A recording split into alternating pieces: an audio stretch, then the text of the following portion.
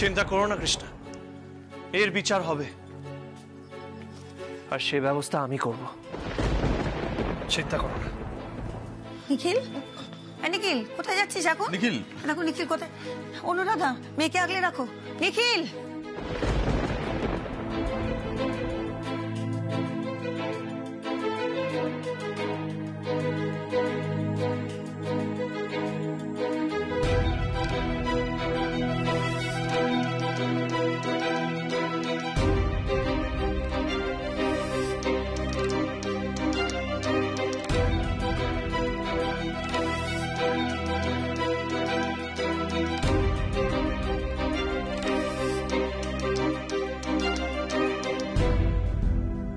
কি এত ভাবছো বলো তো মা? ভাবছি তোর বাবুজি কোথায় গেলেন বলতো মা। তা তো জানি না, তোমার আবার বাবুজিকে নিয়ে কি দরকার? উনি তো এলে ওনার সঙ্গে কথাও বলবে না। তা না রে, আমি ভাবছি কি উনি আবার ওই ওদের বাড়িতে ঝগড়া করতে যাননি তো? কার বাড়ি মা? ওই রাইদের? হ্যাঁ, জানিস তো ওনারা না একদম ভালো মানুষ নয় রে। এই যে তুই আমার কাছে ফিরে এসেছিস, এটাই অনেক রে। শোন না মা, তুই একবার তোর বাবুজিকে ফোন করে দেখ না, ওনাকে ডাক না। দেখ, মানুষটা তো এমনিতেই সারাদিন নানান চিন্তার মধ্যে থাকে। ওনারা তো বয়স হয়েছে বল। হ্যাঁ, সে তো হয়েছে। শোন, তোর বাবুজি আজকে বাড়ি ফিরলে পরিষ্কার বলে দিবি এসব দৌড় ঝাঁপ যেন উনি একদম না করে। ওনার শরীরের পক্ষে ভালো না রে। আর জানিস তো ওদের বাড়ির ওই বড় বউ একদিন ওই বিজলিকে বলছিল, শুনছিলাম তোর বাবুজির নাকি একদিন প্রেশার নেমে গিয়েছিল রে। কিন্তু মা, আমি তো বাবুজিকে আগেও একবার ফোন করেছিলাম, বাবুজি ফোনটা ধরলো না জানো তো।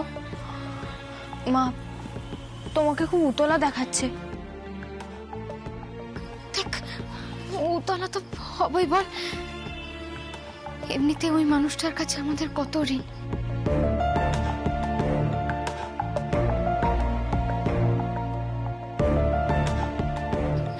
শোন না মা, দেখ ওনার যদি কিছু হয়ে যায় তাহলে কি হবে বলতো?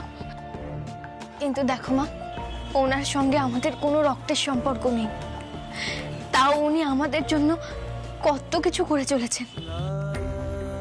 হ্যাঁ রে মা, তোর বাবুজি তোকে নিজের সন্তানের মতো ভালোবাসে। আমি তো মা দেখে বুঝতে পারি রে। হ্যাঁ মা, আমিও বুঝি, ওনাকে দেখেই বোঝা যায় বাবুজির মধ্যে মানুষের প্রতি, সংসারের প্রতি কত মায়া, কিন্তু উনি প্রকাশ করতে পারেন না। ওনার স্ত্রী চলে যাওয়ার পর থেকে উনি এমন ছন্নছাড়া হয়ে গেছেন। এই বাড়ির সবাই এরকমটাই বলেন জানো তো মা। দেখ মা, সেই জন্যই তো বলছি, এমনিতে ওনার ব্যক্তিগত জীবনে কত অশান্তি, তার মধ্যে সব ঝগড়াঝাটি করে যদি ওনার শরীর টরীর খারাপ করে তখন কি হবে বলতো? না না মা, বারবার এরকম কথা বলো না, বাবুজির কিচ্ছু হবে না, তুমি দেখো। তুই একবার ফোন কর না ওনাকে, দেখ না এবার ফোনটা ধরে কিনা।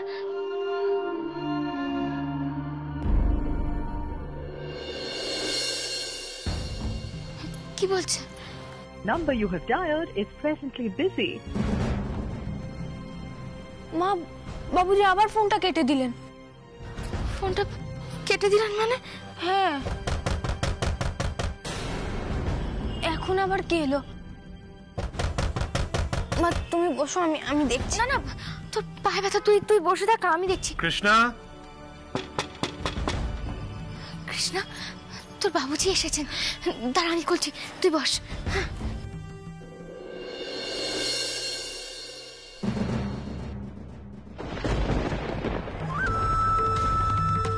হ্যাঁ হ্যাঁ করেছি, বেশ করেছি। তোমাকে এসব নালিশ কে করলো? কেউ তো কিছু জানে না। বেটা, আমি বুঝতে পারছি কেউ জানে না, কিন্তু কেউ তো সন্দেহ করছে। কে সন্দেহ করছে আমাকে? কৃষ্ণা? না বেটা, কৃষ্ণা সন্দেহ করেনি, আর করেছে কিনা আমি তাও জানি না, কিন্তু নিখিল চৌধুরী তোমায় সন্দেহ করছে।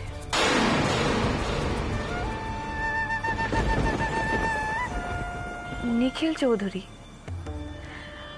ও যে সেদিনকে অনেক বড় বড় কথা বলছিল তাই তো?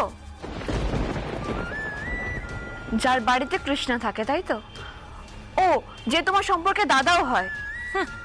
দাদা মাই ফুট, শত্রু বলো শত্রু। ওই লোকটা হচ্ছে আমাদের পুরনো শত্রু। কাম অন মম, তোমার এত দুর্বল শত্রু? খালি মুখেই বড় বড় আদর্শের কথা, আমার ওনার কথা ভাবলেই হাসি পায়। শোনো রায়, জাস্ট লিসেন টু মি। নিখিল চৌধুরী যতই মুখে ভালো ভালো কথা বলুক, আসলে কিন্তু লোকটা ভীষণ ধুরন্ধর। আর ওর তোমাকে সন্দেহ হয়েছে বলেই আমি তোমাকে সাবধান করছি। তুমি এমন ভাবে কাজকর্মগুলো করবে যাতে কেউ বুঝতেই না পারে এর পিছনে তোমার হাত আছে, রাইট? মম তুমি এত টেনশন করছো কেন? বেটা আমি টেনশন করিনি, আমি জাস্ট তোমায় বোঝাচ্ছি। এই যে ধরো তুমি ঠিক করেছো কৃষ্ণাকে স্টেজে উঠতে দেবে না, ওর এগেনস্টে স্টেপ নিয়েছো, ইটস অল রাইট, আমার খুব ভালো লেগেছে। শুনতে পাচ্ছ আমার কথা? শোনো বেটা, তোমার যা ইচ্ছে তাই তুমি করো, কিন্তু নিজেকে লুকিয়ে রেখে আড়াল করে করো। একবার যদি কেউ জেনে যায় তুমি এই চক্রান্তের পিছনে আছো, তাহলে কিন্তু তোমায় বাঁচানো মুশকিল হয়ে যাবে। মম আমি যেটা করেছি না, তারপর মনে হয় না কৃষ্ণার ফিরে আসতে পারবে। ও আগে নিজের পাটা সামলাক, তারপর। রাই, ওভার কনফিডেন্স ভালো নয়। ও খুব শীঘ্রই ফিরে আসবে, রাদার নিখিল চৌধুরী ওকে ফিরিয়ে আনবে। কিন্তু তারপর তুমি ওকে স্টেজ থেকে কিভাবে বের করবে জাস্ট সেটা নিয়ে ভাবো। আর বেটা, তোমার মম সবসময় তোমার সঙ্গে আছে। আই নো মম, আমি জানি তুমি সব সময় আমার সাথে আছো, তুমি মাম্মাম দুজনেই।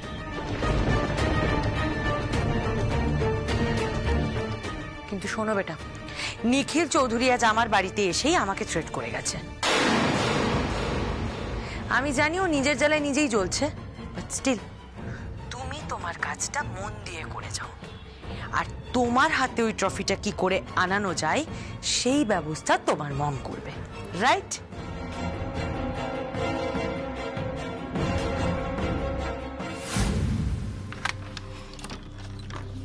কৃষ্ণা,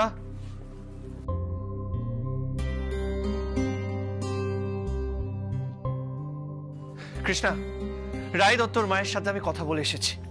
এরপর রায় যদি তোমার কোনো ক্ষতি করার চেষ্টা করে, তাহলে আমিও ওদের ছাড়বো না। ওদের স্পষ্ট বলে এসেছি, ওরা যদি বাড়াবাড়ি করে তাহলে আমিও প্রেস মিডিয়া 6 লাভ করে দেবো, দরকার হলে শো বন্ধ করে দেবো আমি। না না বাবুজি, আপনি দয়া করে এরকম কিছু করতে যাবেন না। আমার জন্য আপনি কেন এত ঝামেলা পোয়াবেন বলুন তো? না কৃষ্ণা, অন্যায়ের প্রতিবাদ করা উচিত। আর তাছাড়া রাধারানী অন্যায় করে যাবে আর আমরা চুপচাপ সহ্য করব, সেটা হতে পারে না। টাকার দম্ভ আমাকে দেখাচ্ছে, দেখি না ওরা কি করে। তোমার স্বপ্ন আমি ওদের নষ্ট করতে দেবো না কৃষ্ণা, কিছুতেই নষ্ট করতে দেবো না, তুমি দেখে নিও। বাবুজি আপনি জলটা খান। লাগবে না, আমার লাগবে না। না বাবুজি, আপনি তো কাশছেন, জলটা খান না।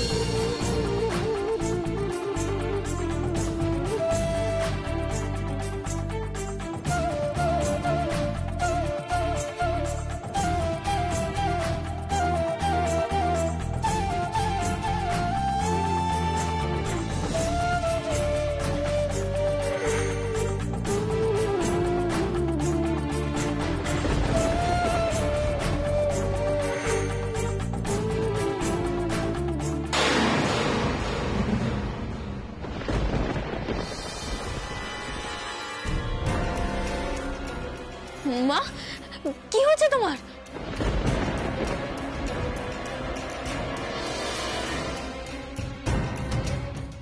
আপনি ঠিক আছেন তো?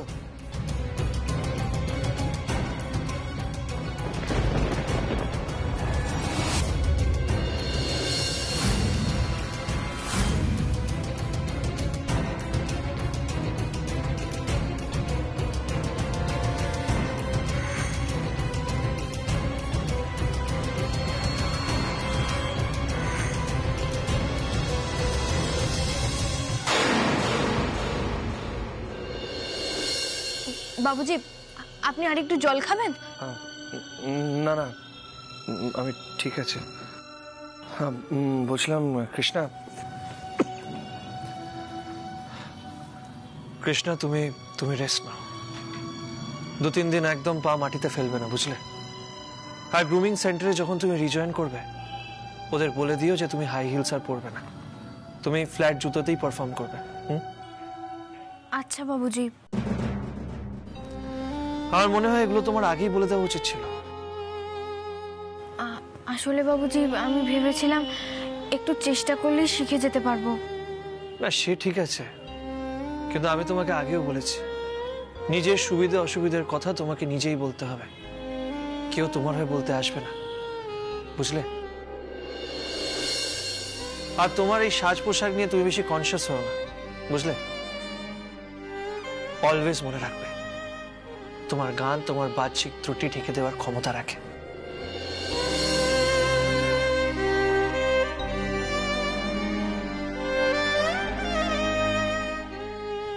বাবুজি, আমি ওনাদের বললে ওনারা শুনবে? নিশ্চয়ই শুনবেন।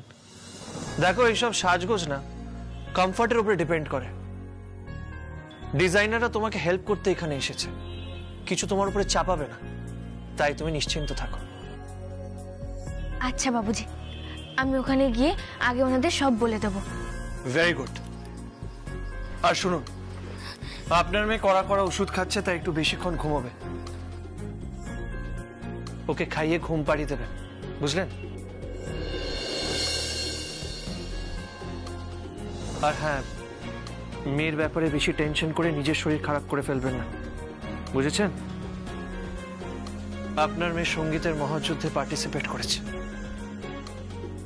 আই এম শিওর সঙ্গীতের মহাযুদ্ধ কৃষ্ণাই জিতবে।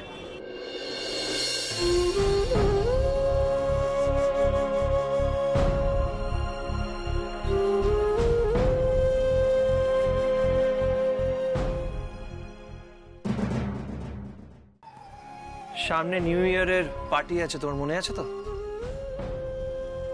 হ্যাঁ বাবুজি, দিদিভাই তো আমাকে বললেন আমাকে তখন গাইতে হবে। একদম। আর তুমি গান গাইলে সবাই ভীষণ খুশি হবে। আমি চাই তুমি আর মুন্নি মিলেমিশে খুব আনন্দ করো। আর তোমার এই বছরটা আমি আশা করি খুব ভালো কাটুক, আনন্দে কাটুক।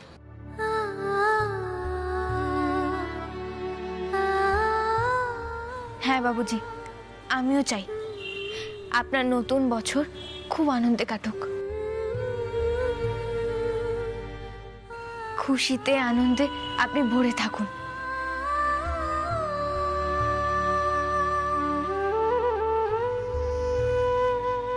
খুশি, আনন্দ, এগুলো 18 বছর আগেই আমার জীবন থেকে চলে গেছে কৃষ্ণা।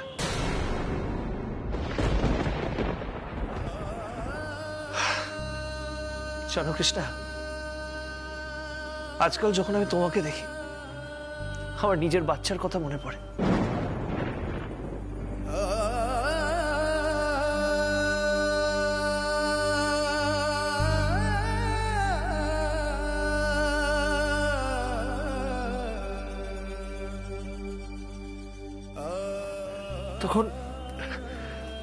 তখন একটু হলেও আনন্দ খুঁজে পাই আমি।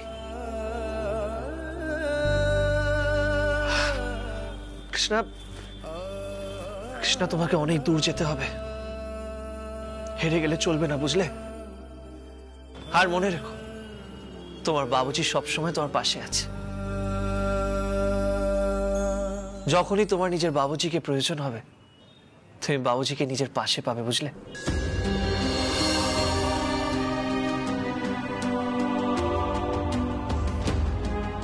ভেবো না যে তোমার মা ছাড়া তোমার এই পৃথিবীতে আর কেউ নেই।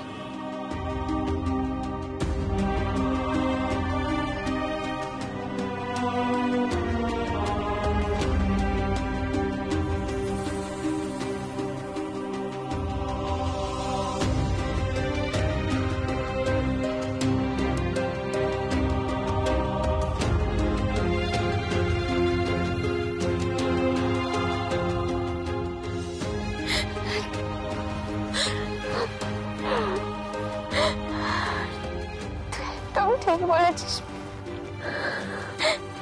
তোর বাবুজি যে স্বয়ং কৃষ্ণ রে, তোকে ওটা নিজের মেয়ের মতো ভালোবাসি, নিঃস্বার্থ ভাবে ভালোবাসি। খুব ভালো মানুষ উনি, আমি জানি মা।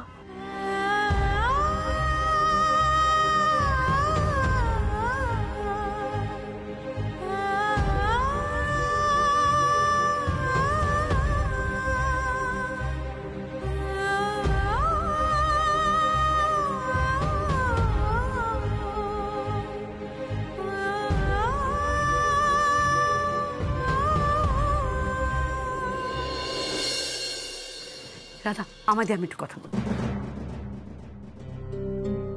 রায় বেবি, তুমি খেয়েছো আর জুস খেয়েছো?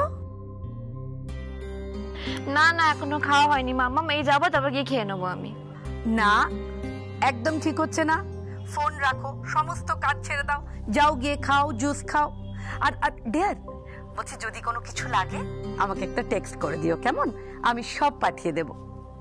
ওকে okay mamma, I miss you mamma, I really love you. Love you dear, miss you. Bye মাম্মা।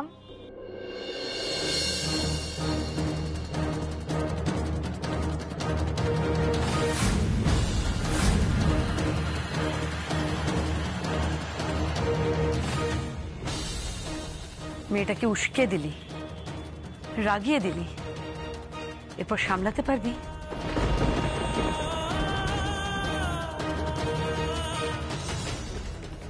মা, ও আমার মেয়ে, ওকে সামলানোর কিছু নেই। বাট নিখিল চৌধুরী আজ আমাকে বাড়িতে এসে থ্রেট করে ভালো করলো না। আমি কৃষ্ণাকে ওই সঙ্গীতের মহাযুদ্ধ থেকে বের করেই ছাড়বো। ইয়েস, ভিতর থেকে কলকাঠি নাড়বে আমার মেয়ে, আর বাইরে থেকে আমি। এই প্রোগ্রামে কিছুতেই আমি কৃষ্ণাকে গান গাইতে দেব না।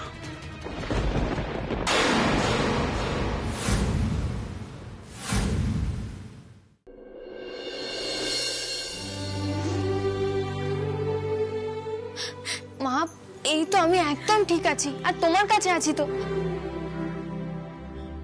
তুমি কেন কাঁদছো বলো তো? আমার আর কিচ্ছু ভালো লাগছে না।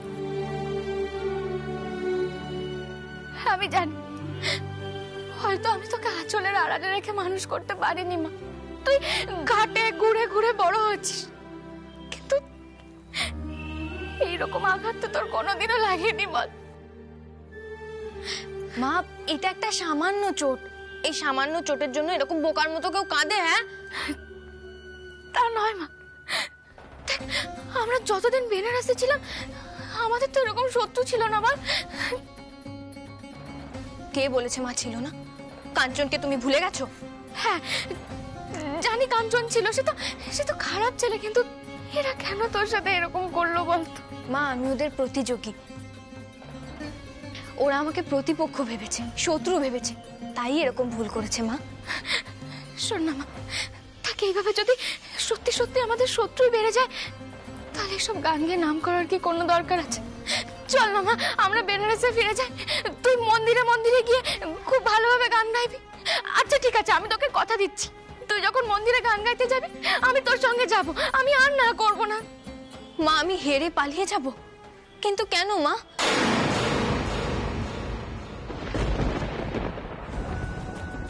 তা নয় মা, তোকে আমি কি করে বিপদের মুখে ঠেলে দিতে পারি বলতো? এসব হার জিতের কোনো দরকার নেই মা। আমরা যেমন ছিলাম তেমনই ভালো ছিলাম। তুই ছাড়া যে আমার আর কেউ নেই। যদি তোর কিছু হয়ে যায় আমার কি হবে বল? আমি পারবো না মা। মা, তুমি কিন্তু খুব পটর পটর করে কথা বলতে শিখেছো। মা, তুমি জানো না আমারও তুমি ছাড়া আর কেউ নেই। তবে হ্যাঁ, আমাদের দুজনের তো আরেকজনও আছে, আমাদের কিষেনজি। কৃষ্ণের পুজোর প্রসাদে মাংসের হাড় দিয়ে দিয়েছে। এই শহরের মানুষেরা এতটা অসভ্যতা করে বুঝি? তুই বল না, তাহলে এই শহরে থেকে আমাদের কি লাভ? মা, এই শহরে রাইয়ের মতো যেমন দুষ্ট মানুষ থাকে, বাবুজির মতো তেমন ভালো মানুষও থাকে মা।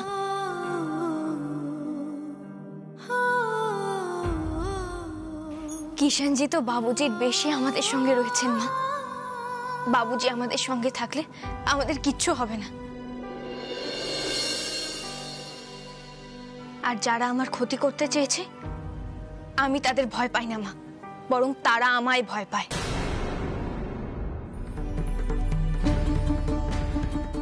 তারা ভয় পায়? হ্যাঁ মা, তারা আমার প্রতিভাকে ভয় পায়, আমার গানকে ভয় পায়, আমার সঙ্গে মঞ্চে দাঁড়িয়ে গাইতে ভয় পায় মা।